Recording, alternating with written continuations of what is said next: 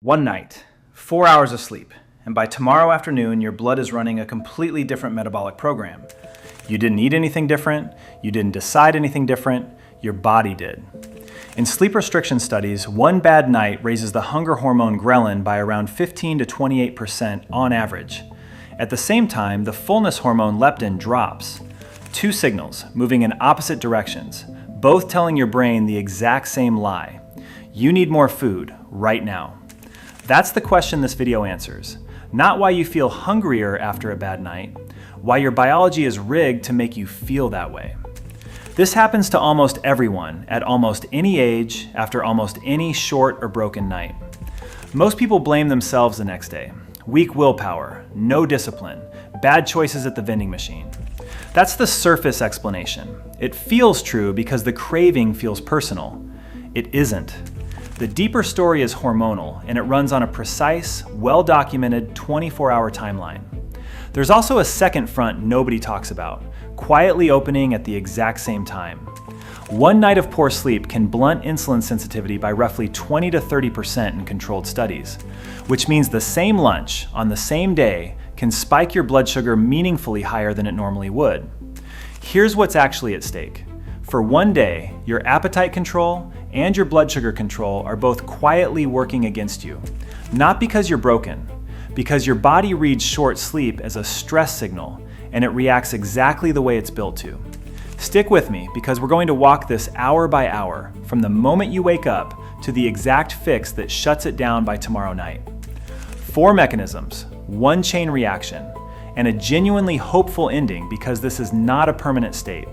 Your body isn't punishing you for one rough night. It's actually trying to correct itself.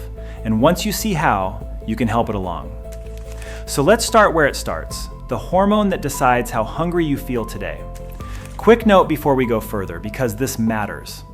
Everything in this video is general physiological education based on published sleep research, not a diagnosis and not personal medical advice. Individual responses to short sleep vary quite a bit from person to person. And if you live with diabetes, prediabetes, or another metabolic condition, please run any of this past your physician before changing anything, especially around meal timing or exercise. With that said, let's get into the biology, starting with the hormone that's rising in your bloodstream right now, ghrelin. Sometimes nicknamed the hunger hormone, and it starts moving before your alarm even finishes ringing. Here's exactly what it does and exactly why one short night is enough to wake it up. One way it states the hunger signal. Ghrelin is made mostly in your stomach, and its entire job is to tell your brain when it's time to eat. Under normal sleep, it rises gently before meals and falls once you're full, a quiet background rhythm you never notice. Short sleep breaks that rhythm early, before you've even opened your eyes. In several controlled sleep restriction studies, one night of 4 to 5 hours raised circulating ghrelin by roughly 15 to 28% on average. Researchers measured this directly in blood samples, comparing a full night of sleep against a short one in the same people. That's not a small nudge.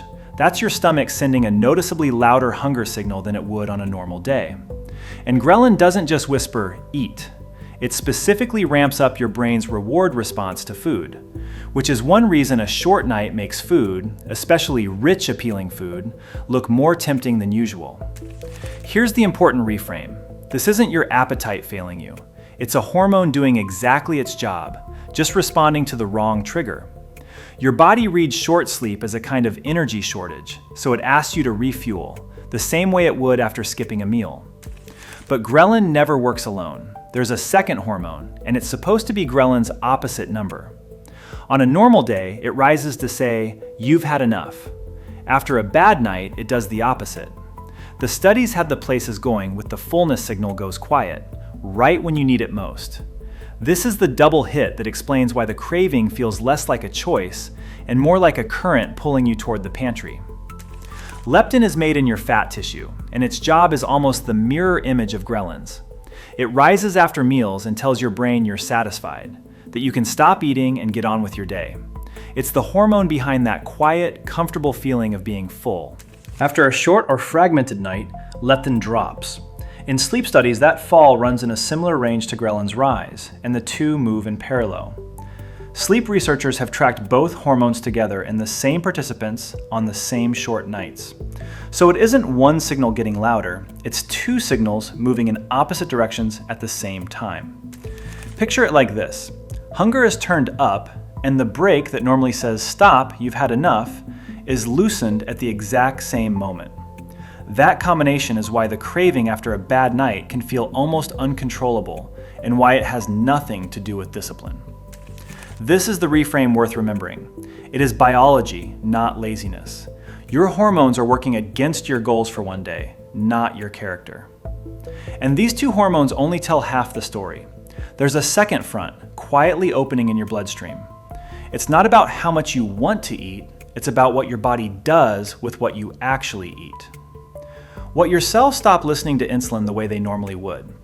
This is the mechanism most people have never heard connected to a single bad night, and it's arguably the most important one.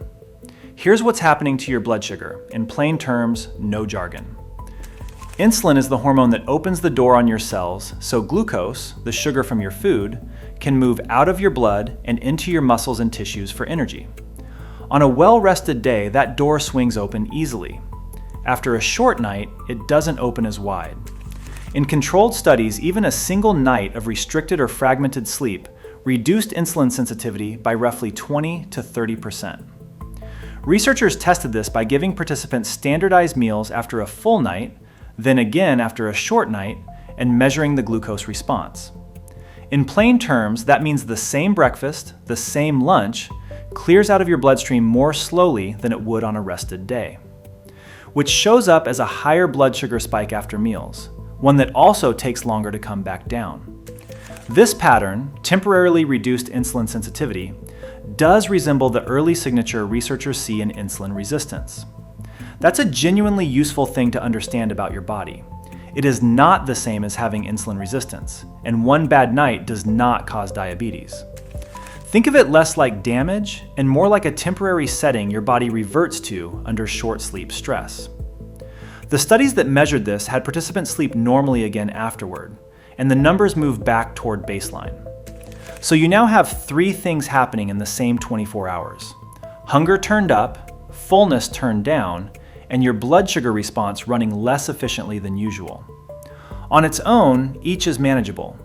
Together, they set up a very specific, very predictable next day pattern. And that pattern isn't random. It has a shape, and once you see it, you'll recognize it instantly. The sunburn wasn't what actually happens in your behavior, hour by hour, the day after. Here's the part that finally explains something specific. Why the craving after a bad night usually isn't for a salad. It's for something sweet, refined, and fast to eat. That's not random bad luck. It's the direct fingerprint of the hormones we just walked through.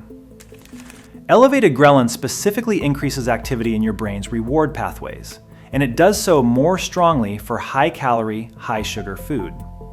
At the same time, short sleep measurably reduces activity in your prefrontal cortex, the part of your brain that normally reins in impulsive choices. Brain imaging studies have shown this pattern directly. Heightened reward region response, paired with a quieter regulatory region after short sleep. Put those two shifts together and you get a very specific outcome. Stronger pull towards sugar and refined carbs, weaker brake pedal to say no. There's a quieter piece too. On a short sleep day, people also tend to move less without noticing. Less fidgeting, fewer spontaneous walks, less of what researchers call NEAT, non-exercise activity thermogenesis. Less movement means fewer calories burned in the background, which compounds the same day metabolic hit already in motion. So the full chain looks like this: less sleep, more ghrelin, less leptin, blunted insulin sensitivity, a stronger pull to sugar, a weaker brake, and less incidental movement. 4 mechanisms, one connected story, all traced back to a single short night. Here's the genuinely good news, and it's the whole reason this video exists. Every part of this chain is temporary, and every part responds to what you do next. Let's fix today, starting right now. First, today. Start with a protein-forward breakfast rather than something sugary. Protein blunts the glucose spike we just talked about, and it holds ghrelin down longer than refined carbs do. Get outside for morning light and a short walk if you can.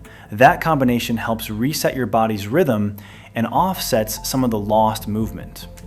Push refined carbs and sugary food later in the day if you can, since your insulin sensitivity is temporarily lower right after waking. And drink water. Even mild dehydration can be misread by your brain as hunger, adding a fourth false signal on top of the other three. Second, tonight. You don't need a perfect routine, just 3 things. Keep a consistent wake time, even after a bad night, since that anchors your body clock more than bedtime does. Dim the lights and step back from screens in the hour before bed. And set a caffeine cutoff roughly 8 to 10 hours before you plan to sleep. None of this is about punishment, and none of it requires a supplement or a product. It's just giving your hormones the conditions to reset. One bad night is not a life sentence. It's a single day your body's actively working to correct, and now you know exactly how to help it.